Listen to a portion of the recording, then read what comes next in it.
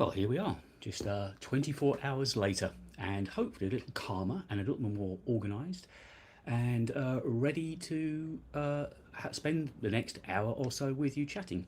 That's my plan anyway. So, if you're joining in, it'd be lovely for you to say hello and join in with the chat this afternoon. It's me, David, again. We are back together for another Let's Talk. And I thought that's what we'd call this series. And we're just going to have a nice, again, spend a couple of hours together and just chat about whatever happens to come along, whatever we decide we want to talk about. I've got a couple of things that I was going to get going with to talk about. Hey, Zed, you're in. Hello, hello, hello. How are you today?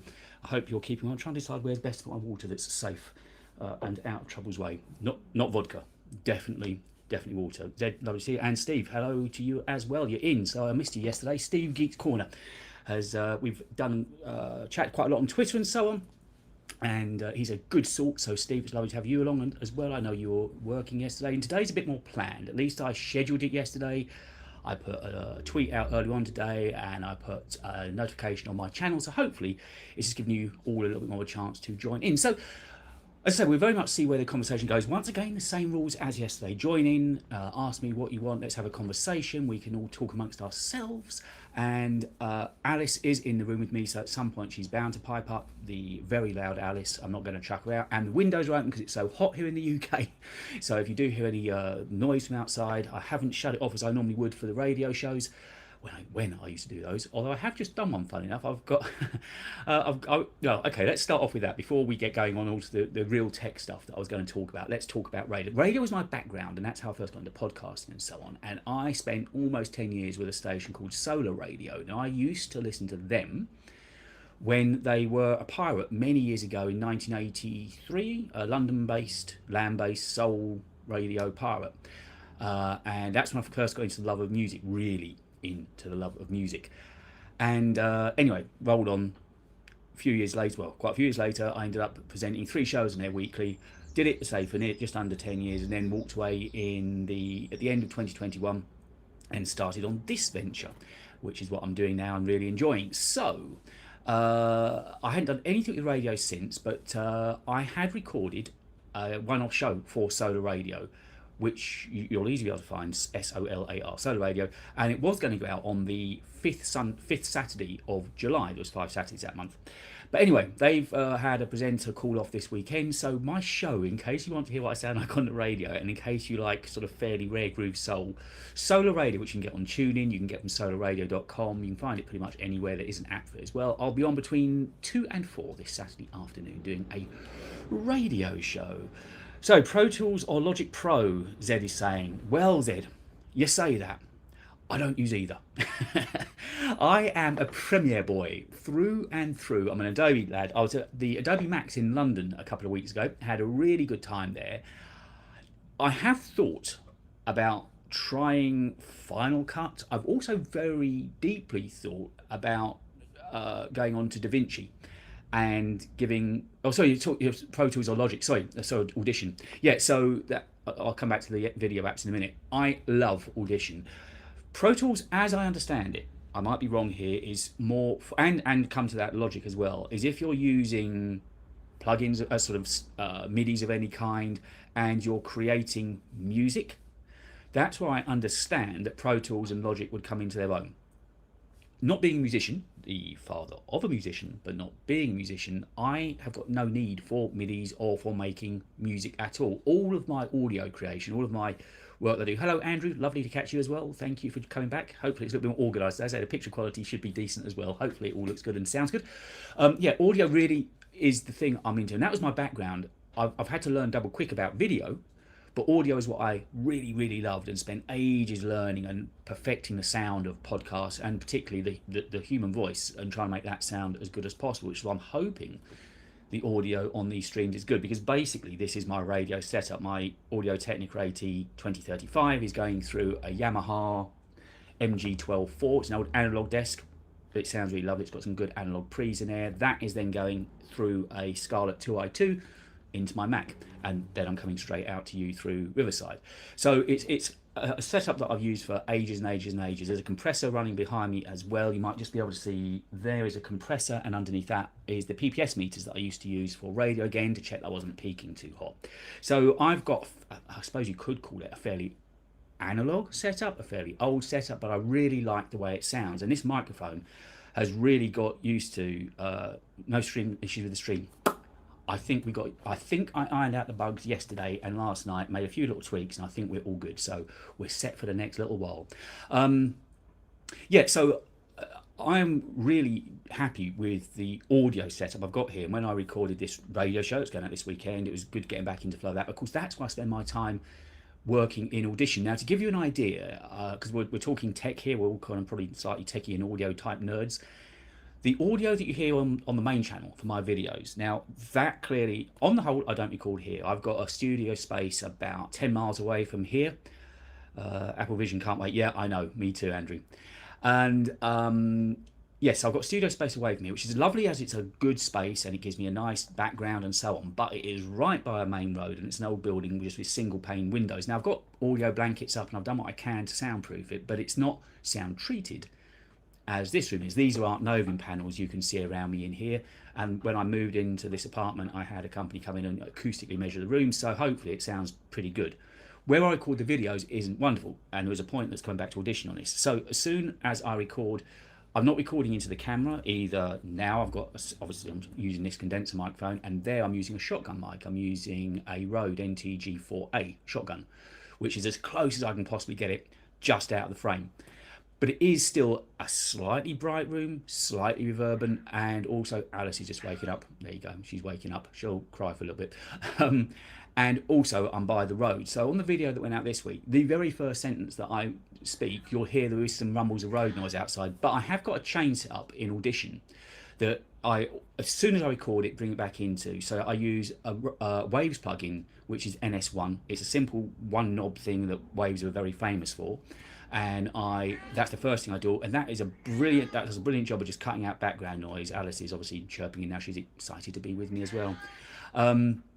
So that's the first thing that goes into the chain. Then I use a de-esser, and then I begin getting into, I've got a parametric EQ that I use, which just makes a bit more sparkle, rolls off some of the bottom end and so on, and then I compress it. So I've got a basic chain set up in Audition that hopefully processes a file so it should sound the same every time.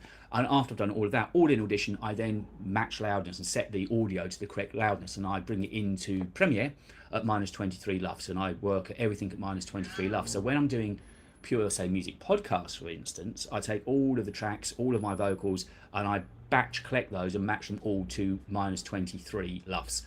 It's only then when I'm mastering out the final, in that case radio show, that I set it to -14 LUFS, which is broadcast standard. iTunes have now made it slightly louder. There's a surprise, to -16 LUFS, which is why my podcast is called -16, by the way, from -16 to -14. So that's kind of the way I do it. Mike, the legendary gamer. Hey, how are you doing, Mike? Lovely to have you on board today. And Zed was saying, wish my dad was still around to see the Vision Pro.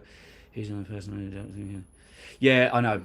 I feel for you there, because my dad, a bit like yours, I think, was into his gadgets and also was a photographer, which is a real shame, because here's me trying to learn about photography really, really quickly. And if only I could have made use of my dad back then, it would have made things so much better. Sorry, Alice is being vocal, but she will quieten down. So yeah, I know what it means. And also, of course, just the thing we were talking about yesterday, sort of memory. So in answer to your questions, Ed, about Pro Tools or Logic, it's Audition every day of the week for me. It really suits my needs. It's very much made for audio engineering based on speech and making podcasts and the kind of work I do. I had to put together a very quick trailer today as well. Alice has just left the room again. When she comes back in, even wearing a black t-shirt, I will promise you, if she comes back in, today will be your day that I'll pick up Alice. It's not just some sound bed I've got down there that I occasionally just press the button and make a cat sound. I have genuinely got a cat, which is funny because where I live, it's supposed to be no pets. So as far as everybody else is concerned, of course I haven't got Alice. But she's so old, she doesn't go out anymore. But back to the tech. So yesterday, after I came off air, I had a couple of really promising emails. Now I'm going to try and screen share here. So if this goes horribly, horribly wrong, I do apologise, but I am hopefully being sent. Is it going to let me? Let me see if I can share this with you. Are you seeing? Hopefully, you'll see that in a few moments' time.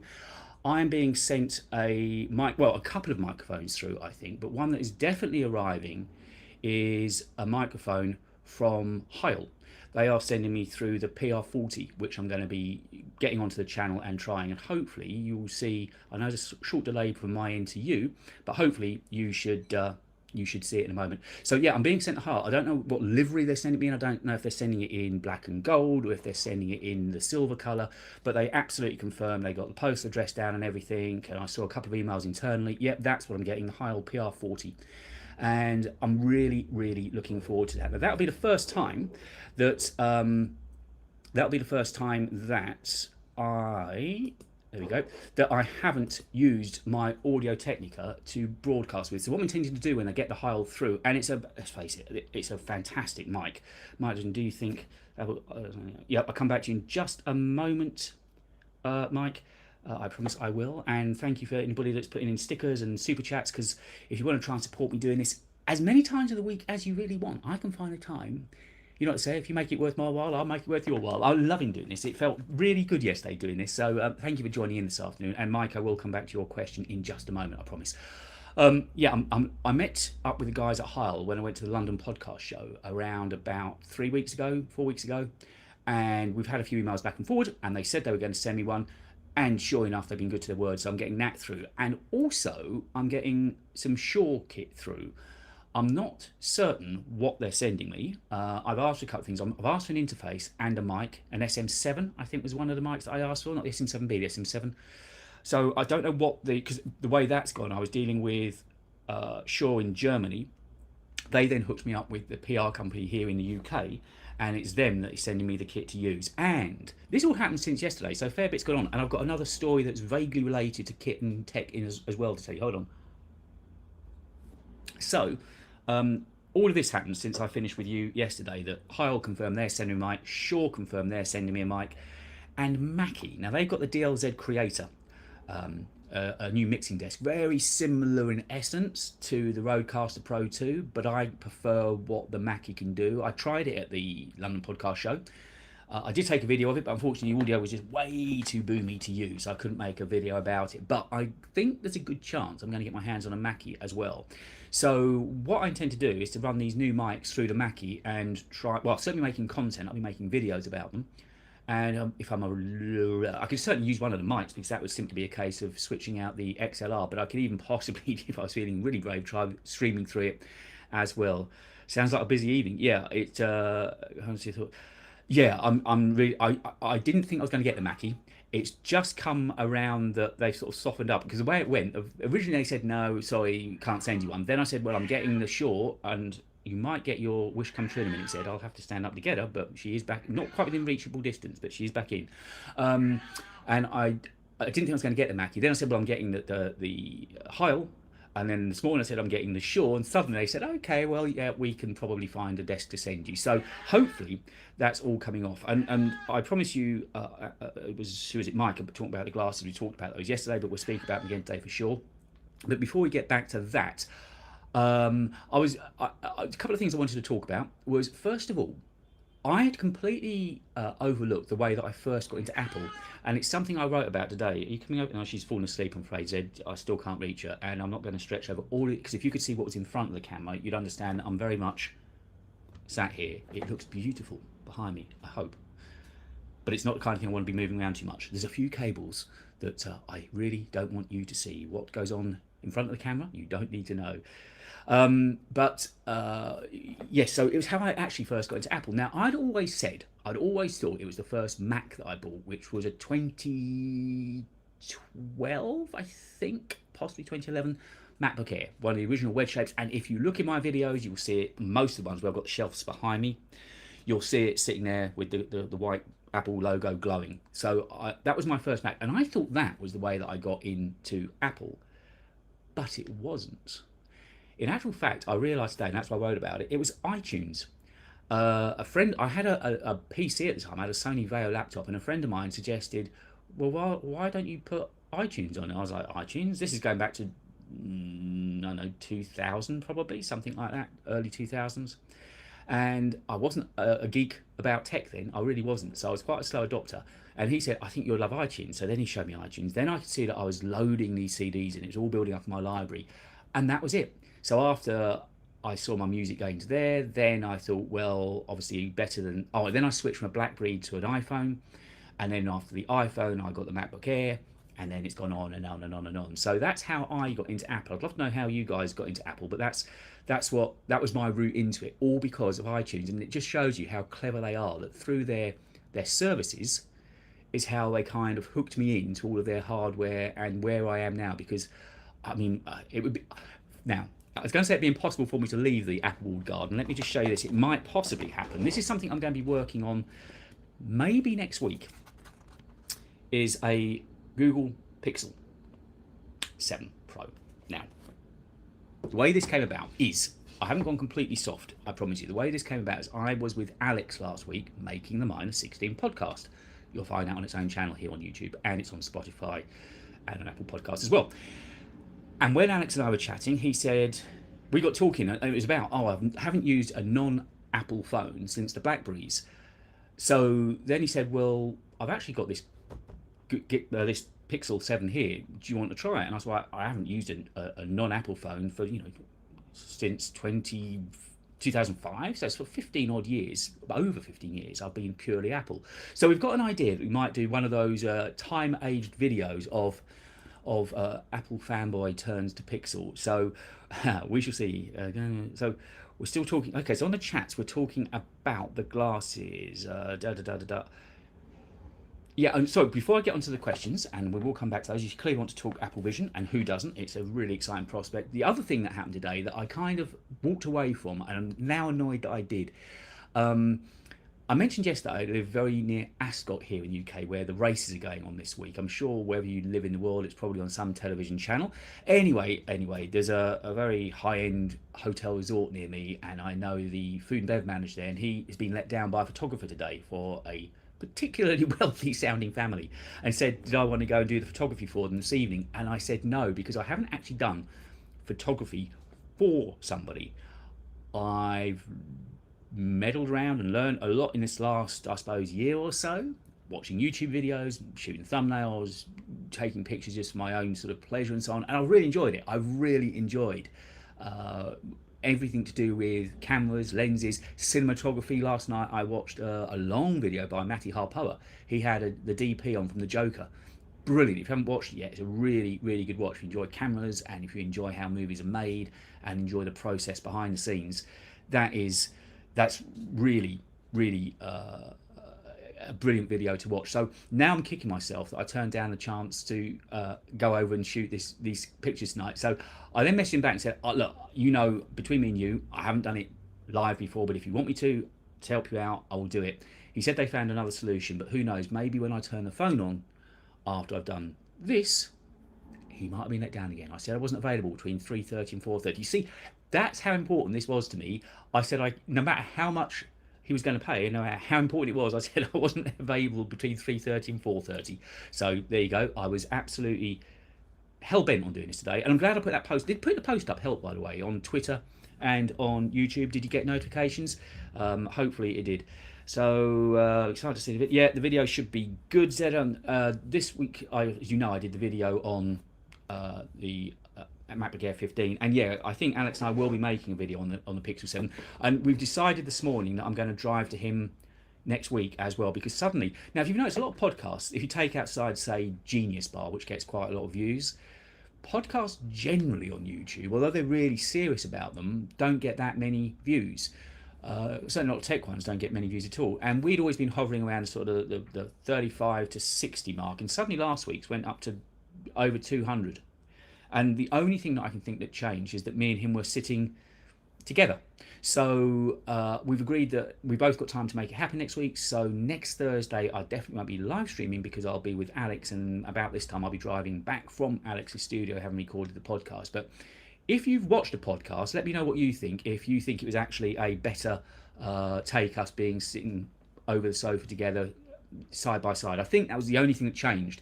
So it stands to reason that's why it suddenly got more views. And this is the only time. This is the only time that the video podcast has out hit the audio podcast on downloads. So, but I really enjoy podcasting, and this is kind of a podcast, except it's a live podcast, right? The essence is the same. I'm just sitting down and talking. There's no scripts at all. I had a vague idea what I was going to talk about. I also wanted to talk iPads with you, but before we get onto iPads, let's go back to the question that I saw Mike mentioned. Do you think the Apple will slim down the Tech VR glasses in the near future? Because that would be exciting. Mike, yes, but soon isn't going to be very soon, I don't think. They're already working on the cheaper version, if you like, the non-pro version of Apple Vision. But even that's not going to be due out until late 2025, we think. So then what happens after that, I don't know. So when you're saying slim down for AR glasses, I think that's going to be quite a long way down the line. Now, if you watch something I did with Marcus, I think it was the last podcast or last long form video we did together, he was of the opinion that glasses are still a long way away because of the amount of technology that needs to be developed to get it into a pair of what we would think of as specs and glasses. It's going to take a lot to get there. When you think that this is as good as Apple can possibly make this headset. Hello, George. I'll read your question in just a moment. Lovely to catch you again, George. Thank you. And by the way, George is one of the guys that always checks out my newsletter on a Sunday. And if you fancy getting my newsletter, it's basically this, just 10 minutes of me talking to you. I send it out every weekend, 2 o'clock UK time, religiously. I think I've missed one when I had really bad COVID about a year ago. But if you fancy getting involved with a newsletter, go to my website, talkingtechandaudio.com, and just leave me your details there. Yeah, I mean, certainly Marcus thinks it's a long while away. And I say, this is as good as Apple can make it right now. Now, we know they released it before they necessarily wanted to. It still probably wasn't the picture perfect product for them, but it was as good as it could be right now. So if you think this is kind of as slim and as good as they can make it now, I think, Mike, that gives you an idea of how far away we could be from AR glasses. I mean, AR glasses are clearly the Rosetta Stone of, that's the pinnacle of where we want to go with AR. Once it's at that point and we can wear them generally day in, day out, and almost not know they're there, and of course they would be prescription glasses as well, they'd have to be clearly, then I think by that stage our whole way of working will have changed. But we spoke about this yesterday, and it's great to see how much interest is still in the Apple Vision glasses, because it is massive. And I came into this year not really understanding quite how much it could affect me, but I now know it's going to affect me hugely and really positively and quickly. So I can't wait for it to happen, and I'm hoping by hook or by crook to get one. Whether I buy one or not, I know we talked about this yesterday, I don't know, but Alex is talking about getting a pair and Mark's is talking about getting a pair. So one way or another, we should see them on this channel. So just going back to George, definitely love a podcast, love this side as well. News that's like, yeah, so nice learning of you.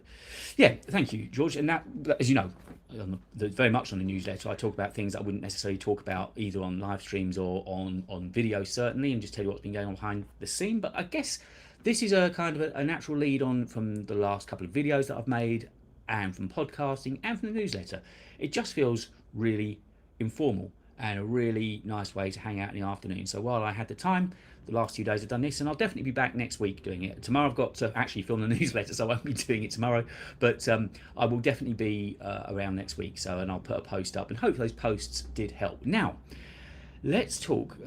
Glasses need see-through panels and something about, yeah, exactly, the battery life. I mean, again, how they're going to get power into glasses, we don't know. She's meowing going the other way, Zed. Sorry, you're not in luck at the moment. I will get, if she comes under here, I will pick her up and I'll cover my black t-shirt in Alice fur for you, but for the time being she's just out of sight, but we'll see how it goes. So iPads, I want to talk iPads. I haven't really ever bought into iPads, and I've had a couple of, I think it was the old 10-inch versions. It was a white one. Thinking back, it was quite horrific now. And I've had a couple of iPad minis. I've still got an iPad mini behind me, which was my mum's iPad that I bought just before she passed away. I've got her iPad mini, and that's the only iPad I've got. But I have been thinking, is there a place in my workflow? Andy, hello. Any more vodka in your glass? Sadly, I promise you, not. Still sparkling water. I even have the bottle here to prove it is actually genuinely water. No vodka. Now, harking back to the old days of radio, because I was late night, what I used to do once I knew the show was going well, and it got to kind of, so I started at midnight. Once it got to about 1:15, I did normally crack open a bottle of wine through the show then and begin drinking. I know, shouldn't have done it, but by that stage I felt, yeah, the show's going okay. I can do it. But middle of the afternoon, I think it'd be a bad sign if I was knacking back the vodka middle of the afternoon. I don't think I'd get. And anyway, tonight I might have to go and suddenly be a photographer. Who knows? Who knows what's going to happen later? And moved on to Bacardi. I so wish. And in fact, last night I didn't drink at all. Not any. I just had some alcohol-free beer. I'm not even really a beer drinker, but there you go. I thought I needed a fresh head for the day, so I decided not to drink at all last night. I kind of understood the point of the iPads. Yeah, yeah, exactly. iPads. Now, as we've already spoken about, I'm not a Final Cut user, so the fact they put Final Cut and Logic on iPads doesn't really interest me at all. I'm really happy working in Audition, really happy working in Audition and Premiere Pro. There's been these stories about Premiere being laggy and crashing. Honestly, the later builds have been really stable. I did a video about it a few weeks back where I said I haven't had any crashes for the longest time, and I really haven't. That wasn't just for the sake of the video. I really haven't. It's been super stable, really quick on playback, and obviously I've also got that dynamic link for the audio between Premiere and Audition as well. I always tend to mix and master the audio first in Audition rather than bouncing it back in and out of Premiere. Just old habits die hard. And the other great thing, I don't know how DaVinci and Final Cut go, but the audio syncing in Premiere is just brilliant. It's a simple right click and sync audio. So you take a scratch audio from the camera and it lines up so quickly and easily. It just never lets me down.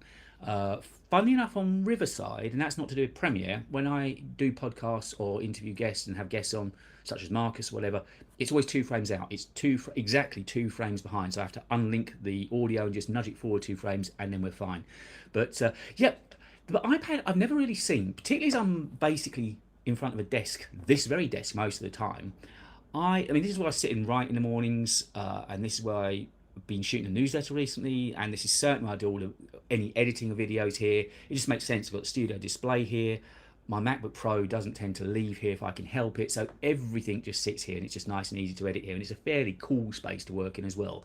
So, and obviously if I ever need to do any voiceover, it's sound treated too. So, but the iPad interests me now. I just, partly obviously because of the channel, and also it's one of the few things floating around that's new-ish. Well, it'll be new to me, and I wonder if it'd be worth getting onto the channel or not. I'm not altogether sure yet. I've thought about it. I just don't see how much use I'm necessarily going to get out of it. But I'm thinking about it, but I just can't think quite of an angle to play it on yet. If I did get an iPad, how I'd use it. I haven't done the old YouTubers buy and return thing. I know you've got the 14 days that you can do that, and then apparently they're as good as gold. And I suppose it stands to reason because of the amount of publicity they get out of content creators making content for them, i.e. free video for them, free publicity for them. But I've never done that whole thing of the buy and return. Everything I bought, and again, that could be where they're very clever. They know their products are good enough that generally when you buy them, you're going to keep them. So I haven't done it yet, but it's not to say I wouldn't do it. But the iPad, yeah, I did look at them when I was at the Apple Battersea store last weekend. So we'll see. I'll send you some screech if it wasn't something. Yeah, thank you, Zed. That would be great. And I really understood the point of iPads. Yeah, no. So iPads, I'm not sure. A lot of it is content because, of course, now we're into the flat season before we get to the iPhone event. I'm guessing sometime in September. It's normally the first or second Tuesday in September, isn't it? So there's a lot of content to film. Now, clearly, I will definitely have content to make about Shaw, about Mackie, hopefully, and about Heil. So that's good content to come. And I want to get back into more tutorials as well, and audio tutorials. It's kind of, when I started this channel off, it's called Tech and Audio, and I realised I've sort of migrated into being a very heavily Apple channel, which is fine. I get that. I mean, it's what I enjoy, and there's a lot to talk about. But equally, I don't want to turn my back on the fact of talking about audio gear and also tutorials. I really enjoy tutorials, and I made one on how to set up a Zoom call with a virtual interface a while back actually. and when I was still using Zoom, shows how long ago it was. And then somebody watched it this week and got in touch with me asking a question, which I was more or less able to help with actually. So I was really pleased that I was able to help him. But it's gone up to 13 or 1500 views now. So it's that evergreen content kicking around in the background. And it just goes to show you make a video that doesn't do well initially, but just gradually in the background, it begins growing, and it's sort of like that rolling stone gathering moss. So I want to get into those again, and I enjoy making tutorials. And there's a bit of software that I use called ScreenFlow. Geeks Corner, is that a record player in the back? It certainly is. It certainly is. And just out of sight to one side, I could sort of get a high. In fact, hold on a minute. So let me show you a little bit of this. There you go. I told you, literally just out of sight, album after album. This is the kind of stuff I used to play on the radio, all sorts of weird, wonderful, rare groove vinyl. This is the kind of stuff that I used to play, and it's all sitting in a record rack just to one side of me now. That's LJ Reynolds, in case, I'll just bang my LJ Reynolds in case you're a soul fan. I've got so much vinyl here. I must have around about, I'd say, a couple of thousand items sitting here. And yeah, there's a lot of vinyl settings there. So indeed, that is a deck you see behind me. It is an Audio Technica deck, and I love using it. So generally now in the mornings, I sit here with vinyl playing and writing. There are worse ways to spend your morning, I can tell you.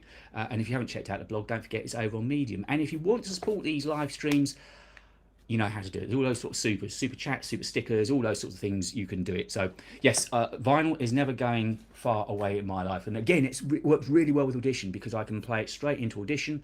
I can record it. And in fact, what I always used to do, this definitely falls under the tech remit, isn't it? We're not walking too far away from it. It's not like we're talking about the price of milk. When I used to get all my vinyl through, I used to always clean it. That's an old radio and DJ thing. You always wash your vinyl. So I used to wash it, let it air dry. Then I used to rip it from that turntable into Audition as 41-bit WAVs, 24-bit, sorry, 16, I'm getting confused now. 4100 32-bit WAVs is how I used to record them. And I put those WAVs into Dropbox.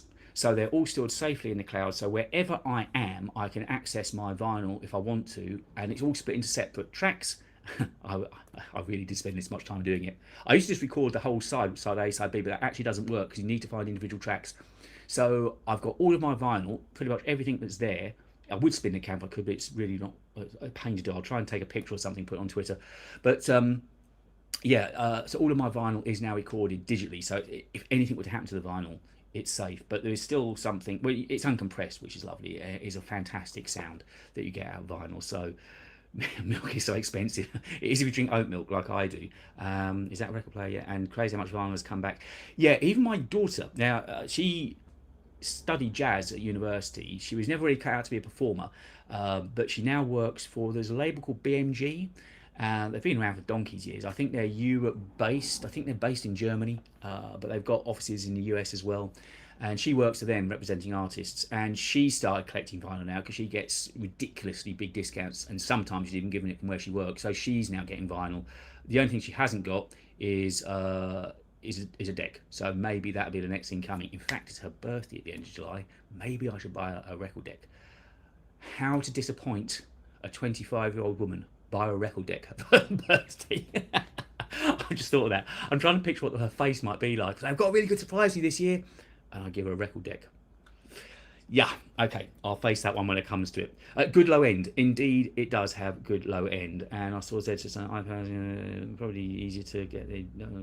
Yeah, of course, with iPads now, they're really pushing on the camera as well, aren't they? Because they wanted to make it so that a content creator could use an iPad to make a video from start to finish. You could go out and shoot on an iPad, and then you could come, well, on location, on site even, you could also edit and Final Cut and get it all done. So the cameras are greatly improved. I know they've got white balance in them and all that sort of thing now. So it's clearly a big improvement, a big step forward with the cameras on iPad. I just can't decide if it'd make good content or not. You can give me some ideas. You can always get in touch with me if you've got any ideas of any content that hasn't been made on iPads that you think's worth doing, that would get me some much needed views. Then let me know. So the other thing that I was going to talk about today, we kind of covered iPads, we kind of covered DAWs, and the reason I use Audition was also these I'm going to be making a video about next week. They are the Beats Studio Buds Plus. They are the transparent ones. I won't dare open up because you know what happened? The minute I open them up, it'll try and pair with my phone or with my MacBook, and it could potentially cause all sorts of problems. So I'm not going to cause myself grief. But anyway, I've got the transparent ones, and I've done a lot of listening to them now, and I will be making a video about them. That will be next week's video for sure. And I've got quite a lot to say about them. Interestingly, without ruining the video next week, although obviously I'd like to share things with you first because you're kind enough to come and sit here and watch me. Even new albums are coming out, and they certainly are. They certainly are. And I have said, whatever happens to me in years to come, she has to keep my vinyl. That's the one thing that I need to be assured of. Yeah. So the buds, yes, I bought them because I hadn't ever bought a pair of earbuds that were non-Apple. My first pair of AirPods were the original AirPods, the standard AirPods. I used those from the beginning of lockdown. That's when I first got them. So that would be what, 2020? I used them all through that year and into 2022, last year, when in the springtime I bought the AirPods Pro, knowing that a new pair were probably coming out later that year, which of course they did last fall, the AirPods Pro 2, which I also have. So, but I just wanted noise cancelling.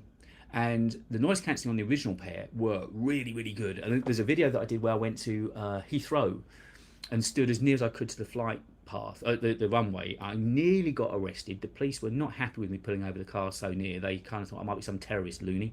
But the noise cancelling on them is astoundingly good, as is the sound signature, the whole sound stage. I've got the AirPods Pro behind me there, which you can see. And I use those with Apple TV most of the time. They're really comfortable to sit down on the sofa and watch with. And they're saying, well, the best studio headphones I've used, the 756s. Well, these studio headphones, I really love my Biodynamics. These are the 900 Pro X's that I've got on today. They're open back, which obviously in the situation we now open back is absolutely fine. I've got about 4 pairs of buyers and I love them to pieces. I love the durability, sustainability now. Comfort is second to none. I've got very used to their sound. I can really trust their sound. Steve's saying, certainly watching the video, I'm interested in those, but unsure about the classic scene. Yeah, I've got a lot to say about them, Steve, and I'll get that video up early next week. It'll be another one of my laid back, easy chat kind of videos that I'm making at the moment, rather than really seriously and heavily edited. I just think the more conversational based chat is the way I want to go at the moment. I don't know if Sharon happens to be watching. I think she caught a bit of it on the replay last night. Sharon, if you're watching this on replay today, I think you're over in the East Coast in America. Thank you for that lovely message that you sent me. Really lovely words, and really appreciate you saying that. Thank you. Are they high impedance? No, they're not high impedance. They can drive without the need for anything fancy on them. You don't need to have any interface. Mine either run through the MacBook Pro directly sometimes. They're interchangeable with the jack at the end, the 3.5 or the 6.5, whatever it is. So they're interchangeable. That comes with it. Also comes with a long cable that I've got now. It comes with a shorter cable, and they're just super, super comfortable. The quality of them, the padding on them is just absolutely gorgeous. I don't think I've put any affiliate links in my descriptions. I probably should do. But yeah, they are brilliant. I started using the 700s years ago, and then began going through and switching up my buyers, and I just absolutely love them. I've got the 7506s, but for me, anytime I'm doing any serious work like this, I know when I say watch Luke Miani, for instance, he does his podcast wearing the AirPods Max. They're not that comfortable for an hour. That's the only thing I'd say. That band on top is quite heavy, and the 2 metal bars do begin to kind of weigh into your head a little bit, whereas this headband, well, these are made for professional use. They are made for long-term use, so you kind of get what you pay for. That's the other thing I love about buyers. They're not stupid expensive. They're affordable, but the sound on them is just ridiculously good, and they are so comfortable. Honestly, you can sit. I generally, when I'm making podcasts, if it's of any interest to you, I nearly always start off the mix on the studio monitors, which aren't a particularly big, mate. There's a company here in the UK called Studio Spares, and it's a set of their monitors. I've got powered monitors. I'm not in a big, huge studio, so I don't need massive monitors, but they are balanced and they're flat and they're neutral. So I tend to start the mix off on those. Then once I'm happy with how it's sounding overall and how it would sound in an open room, then I put these on, because that helps me hear every breath and all the glottal sounds, all the knocks and clicks that you make with your mouth, it sorts those out. So I normally end up finishing any podcasts listening to on generally these at the moment, but on a pair of buyers. I've never ever done any podcast editing using the AirPods Max, but as a pair of consumer grade headphones, they are brilliant. And the thing that really surprised me was how good the noise cancelling is on the AirPods Pro compared to the Max. The fact that you can even mention them in the same breath shows how good they really, really are. They are astoundingly good. And without putting any kind of spoilers on it, that is kind of the benchmark of where the Beats needed to sit with. Obviously, I was using the AirPods Pro as their kind of their benchmark, as it were. That was the baseline I was putting them up against. So it'd be interesting to see what I've got to say on it next week.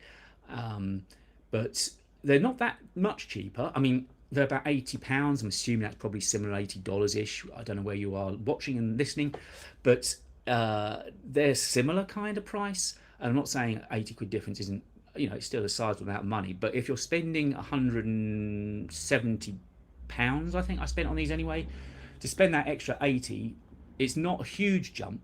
So they need to be careful on where they position these and what they're giving you for them. One of the things that does go against them from the get-go is that they haven't got a MagSafe case, and I've got really used to the MagSafe case on AirPods Pro 2.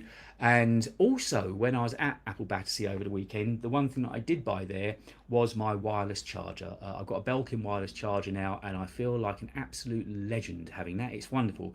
It's the kind of the one with three, so I've got a place for my iPhone to sit, a place for my Apple Watch to sit, and then on the bottom the AirPods Pro can sit. And it just looks nice. And it means I can just put the phone there during the day. It's sitting upright. It's looking at me.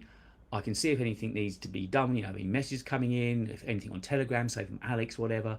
It's all there. It's lovely. And it means it's charged, of course, but it's just super clean. I'm not cable free. Now, let's talk cable management. That is a serious issue, isn't it?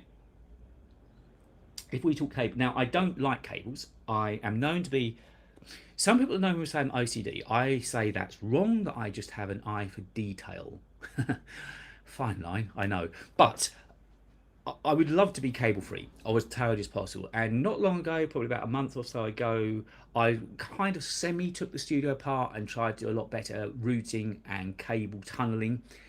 But the thing is, with this amount of gear I've got in here, it's nigh on impossible to be tidy, really tidy with cables. If I just had a MacBook and a studio display and say a wireless charger, then absolutely, I reckon I could do a good job with cabling. With this amount of cables, I'm really struggling. And I just seen what Zed saying. Maybe fitting your Max isn't.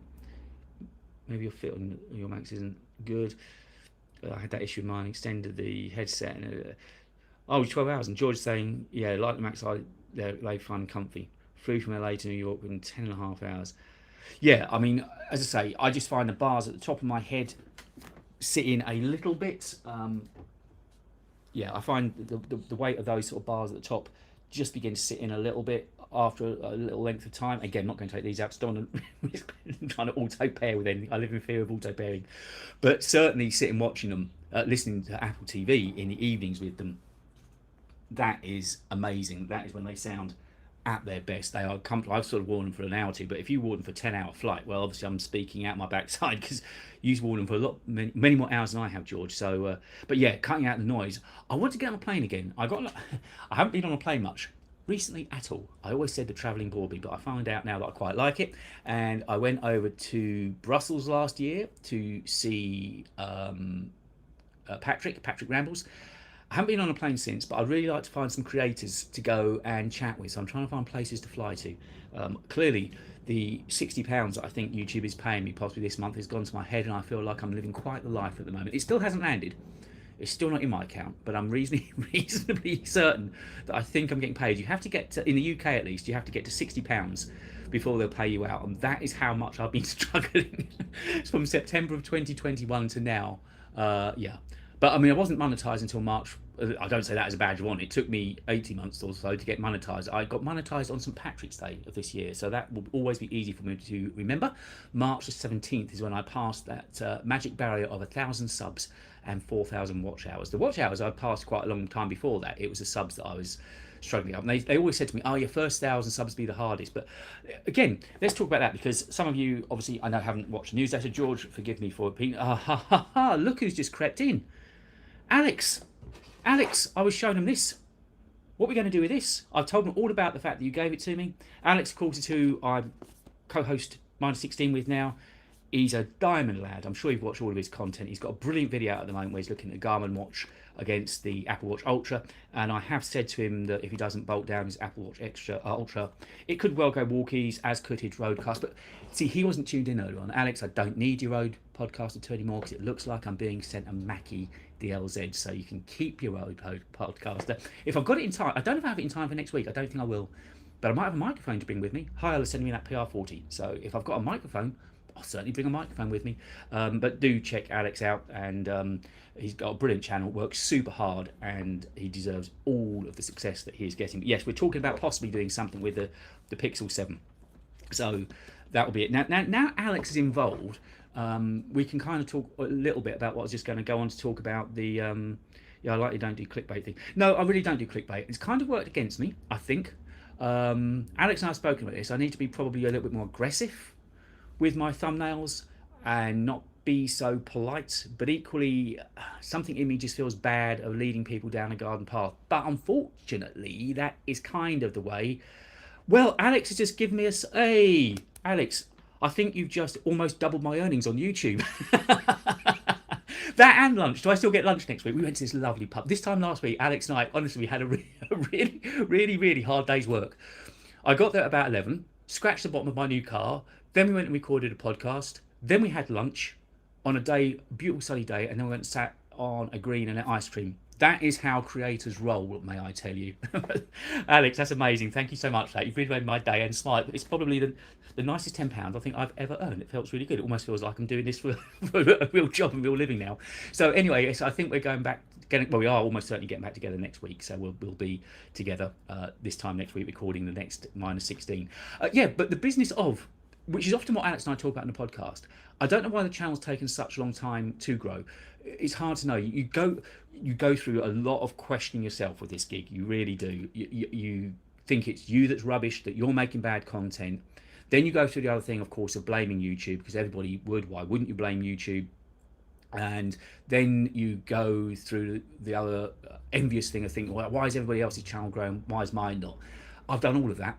I've done the whole conversation, and George would have seen it on the newsletter where I said, that's it, I'm giving it X time before I give up. And I know I said that at the beginning of the year about monetization. I said I was going to, my birthday is the end of March, and I said, this was right back at the beginning of the year, I said, unless I'm monetized by March, I was going to stop. And I would have, but luckily I passed that metric just before the end of March, so that was all good news. And so now it's trying to wait for the channel to grow, and I don't know what to do. I've tried all sorts of things, because Alex really inspired me with his editing, and his timelines are crazy. So I did a lot of crazy timeline editing, and I know him and I worked till late in the night trying to put all together these kind of things. I'm from the UK, but good to find UK tech videos. Yeah, thank you. It's nice. That's the thing, and again, that's why Alex and I have paired up so well. It's lovely to have a creator on your side, somebody you can turn to, somebody that is just in your corner. So you know, Alex and I just hit it off from day one, and again, it's that he's not full of bullshit either, and you can just have a good chat with him, and he'll be honest, and he's super helpful as well. If ever there's been a question, he spent some time back in January kind of pulling apart bits behind my channel, saying we need to do this, you need to do this, and have you done that, and just giving me words of advice. And Alex, in fact, you can probably answer me a question. If I do get my first payout from YouTube in the next couple of days, I know it's between the 21st and 26th, do they email you to say that they've sent you some money? I assume they probably do, but you can maybe let me know. So yeah, it's just trying to plod along with the channel at the moment. So I've gone through, and then it was all to do with, again, when we were speaking last week on the podcast, I thought that I was maybe over editing, and you can't be somebody else. So then I had this thought that, well, what I can do is this, I can talk. So that's why I've decided the last 2 videos that I've made have just been a very natural conversation, just giving my thoughts and opinions, really easy on the B-roll, hardly any editing, but just maybe trying to pull on the strengths that I've got, rather than looking at videos that I enjoy watching, such as Alex and Matty Harpoa and people like that. Rather than looking at the creators that I enjoy watching, it's then deciding, well, I need to make a video that's portraying me best. So that's why I've gone the route that I'm going at the moment. Yeah, around 22nd, 3rd, and you get a Google AdSense email. Okay, I'll be looking out for it then, because I've actually got more than £60 in the account now. Well, clearly today. So yeah, hopefully I'll get a little bit more. And if any of you feel like following Alex's really generous lead, honestly, that'd be fantastic, because I'm thinking of doing these as regular as I can. We've always got something to talk about. I don't want to take away anything that Alex and I are going to talk about on podcast, because I love that podcast with a passion. Really enjoy sitting down, and certainly I think Alex and I are going to try and find time to sit together as often as possible. And last week we kind of split the roles out. Alex was responsible for editing the video and getting the video up, which is why that, and his camera doesn't his camera look good. The camera I use, this 90D, I bought from Alex, and it's the first DSLR camera that I've ever owned, and I'm loving it. I feel like it's just the best thing ever, and it's certainly risen the level. What you're seeing now is the quality of it. But we were speaking last week, and I said I was thinking of getting some lenses for this, and Alex was like, well, maybe rather than getting lenses for that, maybe think about getting a full frame camera. George, oh, thank you. Look at that. I've earned some money this afternoon. It feels amazing. It feels like I'm doing this for a reason. Oh, guys, I shouldn't be so excited at £20, but it feels amazing. Thank you so much. And I'm happy to do this. If you're wanting some company in your afternoons, I reckon I can definitely find time to do it once a week. Liking it, well, yeah, of course, Alex, I won't be getting this set up very often now because we're doing it in person. I worked really hard on getting it to look nice for these lives, and this is what we would now be doing. I'm sure there'll be times we clearly have to do it still on video with Riverside. So yeah, it looks all right, doesn't it? I've worked hard on the lighting just to get. I brought myself forward a bit more. Hey, Zed, amazing. Oh, this is fantastic. Thank you, guys. I'm really made up. It's so lovely for you to be here with me in the middle of the day on an afternoon. And hopefully I could just be on in the background, keep you company. I know that I've done that before when I'm sitting working on something. As long as it's not editing where I need to be listening. If I'm working on something, I often have a live on in the background, or I put somebody's podcast on in the background, because it's just so lovely to have that company, isn't it? It's just, you feel like you've got somebody with you, and it's just a lovely way to break up the day. So if you're enjoying these, and I think we're having an okay time, but why not get in touch with me? You can find me all sorts of places. Email david@talkingtechandaudio.com. You can go to my website, which is the same. You can get in touch with me on Twitter. Leave me some ideas of what you want to talk about. You can leave a post on YouTube, of course, as well. If there's some things coming up, I'm thinking next week, probably Wednesday might be a good day. Tuesday or Wednesday, I think, might be a good day to go live again. I'll probably only do it once a week, unless it becomes really popular, want it, and then, you know, sure. But let's make it our thing, shall we? If questions come up that you want us to talk about, I say next week, Alex and I will be sitting down to record the podcast. If there's anything you'd like us to talk about on the podcast, and we were thinking of talking about cameras as well, actually, because Alex has got a really good take on cameras. I can learn a lot from him, and I think you could too. And we could talk about the gear he uses on his videos. So we might possibly talk cameras. But if there's anything you want us to talk about on the podcast, do let us know. And if there's anything you'd like me to talk about on the live stream again, just let me know, because I'd like to make this very much about you and me, and, you know, what's on your mind.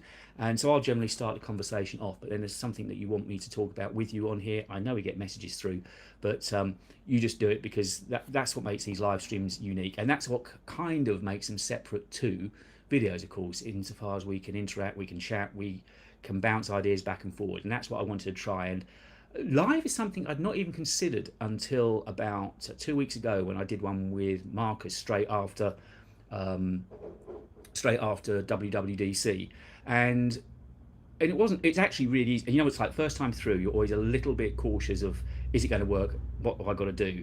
But then once you've done it once and the settings are all there, it's kind of easy.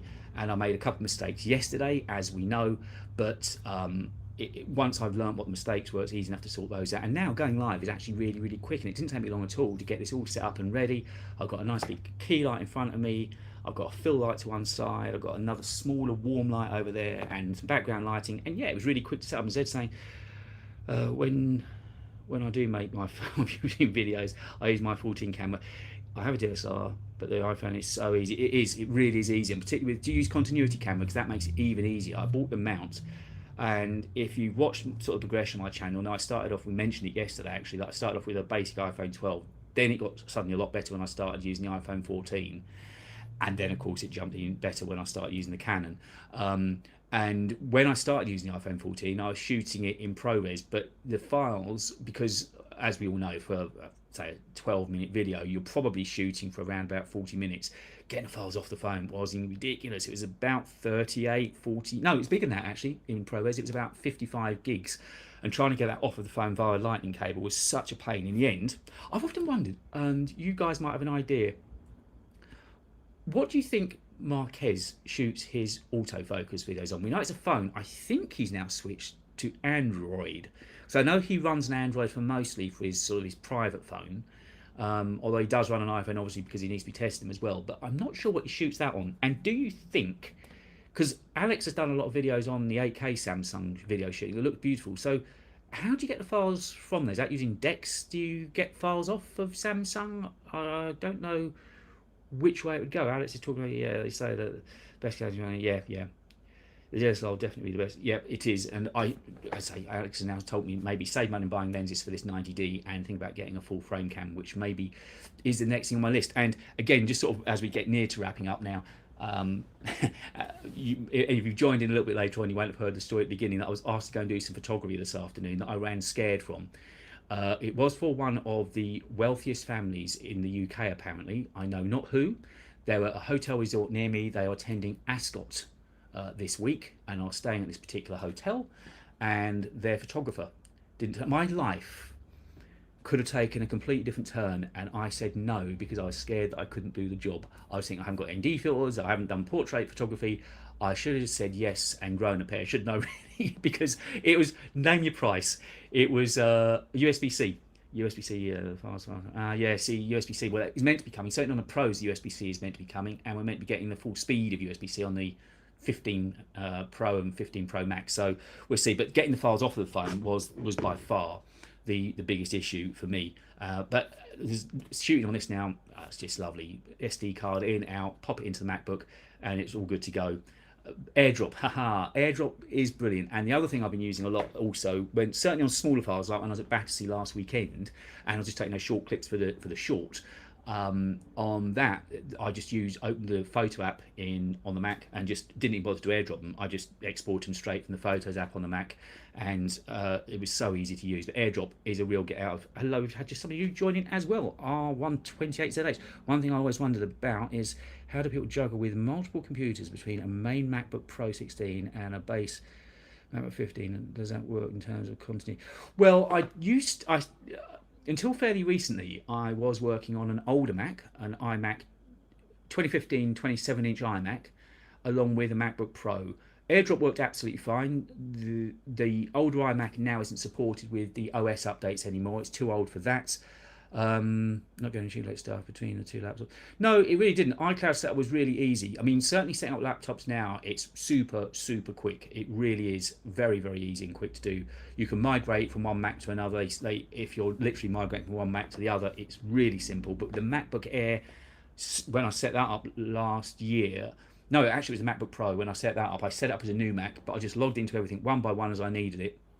And it was amazing. It was so easy to set up. So R128ZH, no, I don't think I have any issues at all moving from an older Mac to a newer Mac. And the newer Macs, everything about them is quicker. Everybody knows about Apple Silicon, that's a given. But just the setup, the migration, everything about the integration, working with a newer iPhone. If you've got a newer iPhone, I find that is even easier. The AirDrop's even more reliable. I found that AirDrop did go through a bit of a sticky spell not long ago, but it's honestly, everything is so super smooth at the moment. Touch wood, I haven't had any big problems recently. I did the updates this morning, 16.5.1, I think I might be saying, and I did that on my MacBook Pro, my MacBook Air, my watch, and my phone. I haven't done the HomePods yet, which I dare say need doing, and I haven't done Apple TV yet, which I dare say needs doing. So when I finish, I guess I'll go and get those updated as well. I think it's only fairly small things. I think most is actually just security updates on this particular one that was going through. But I use Dropbox as my main. Yeah, I do too. Now I pay for, I think I've got 2 terabytes of storage with iCloud. Because actually their storage is one of the few things that isn't that expensive. Because I love cloud storage, I'll make sure I've got my bases covered. I know Alex works very heavily with Google Drive. Whenever we transfer files between us on the whole, it's through Google Drive. But I do love Dropbox. I find Dropbox so easy to use. HomePod winning worth buying? Yes. I've got 2 here. I originally had them in the living room as a stereo pair. Again, there is a video about this that I made back in January time. And I was also speaking about it when I was on Mac Rumours podcast as well. If you check out their channel, beginning of February, I think I was on their show talking about the HomePods. HomePod Mini, yeah, it's not as good as the full HomePod, but you certainly won't be disappointed. The audio is good enough. Given what their nature of them are, they are room fillers. There's something you're going to have in the corner of the room, and it's better than listening to music or audio or podcasts on an iPhone. Sometimes it's more convenient, more comfortable than listening to it on AirPods Pro or Max. It's nice just to have a speaker, and for that reason, it's good. It's quick with the voice assistant as well, and I think you'll find them, they're fairly inexpensive. They're, what, £80-90, and I've got a couple here, and yeah, they're good. And of course, handoff works really well with them as well. So if you walk in, listen to a podcast, you can just go over, present up your iPhone, and it just carries on playing. All of that works really well. They talk. You can ask for the temperature in the room now, the temperature outside. It does all of that. So I think you'll really enjoy it. If you haven't got any yet, Z, then HomePods are definitely worth buying. So I think I just want to use my headphones. Yeah, get the HomePods. Definitely get the HomePods. They're worth. They definitely are. So I think 127 Canadian at Costco. I don't know what the Canadian. I know you're quite a bit more expensive from US over there, aren't you? That's about 100 US, roughly speaking. But I think we have just about gone through everything. Thank you for the lovely super chats from George, from Zed, from Alex. Really, really nice. It's made my day. It really has. I've got something to tell the other half later on that I actually earned some money this afternoon. It wasn't just sitting around all day doing nothing. So thank you so much for that. Don't forget, do get in touch. Let me know when you have some questions, what you'd like me to talk about on these live streams. I think I won't swear to it yet, but I reckon Tuesday looks a fairly good day. We'll do another live stream Tuesday or Wednesday, but I'll put notifications on Twitter and on my channel as I did for this one. Anything you want to talk about, get it in nice and early, and I'll make a note of it. Don't forget, check out Alex and I will. You've got the -16 already there. You can go and watch that we recorded last week. We'll be back together next week. If there's anything you want to talk about, us to talk about on the podcast, let us know. Good to beer or something. Indeed, I will be buying something. Thanks, David. Got to go. Yeah. I like your style. Good man. Lovely to catch up with you. R128ZH. Thank you for dropping in. And I'll be back very soon. Thank you for stopping by with me this afternoon. Thank you for all the super chats. It's been a real afternoon of fun. And enjoy the rest of your day. And I'll see you next week. See you soon. Bye.